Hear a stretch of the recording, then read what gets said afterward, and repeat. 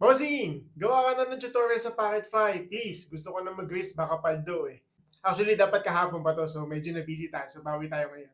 Okay, game guys. So, all you have to do, click nyo yan nasa taas, unverified account, dapat mag-green yan. Actually guys, sabi ko nga sa inyo, medyo skeptic na tayo kapag may mga gas fee. Pero sumagal ako, and yung mga ilan sa mga kakilala natin na creators din, sila Harry, sumugal din sila dito sa Pocket 5. So, let's see. Hindi ko lang sure guys kung magkakapareho tayo ng charge, pero sa akin kasi nasa $3.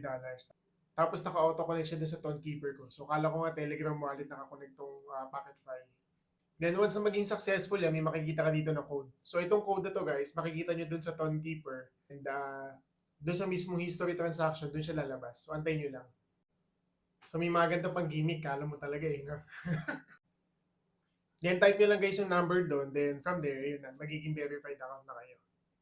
So yun naman pala, ang good news naman pala doon, yung 150 pesos natin, yung $3 natin, may additional tayo na 500 dito. So tignan nyo yun ha, sa akin kasi nag-additional 500 siya kasi nasa 10,100 lang yan kanina. So abang-abang tayo ngayong March, tignan natin kung mapapangiti ba tayo o sisimangan tayo ulit.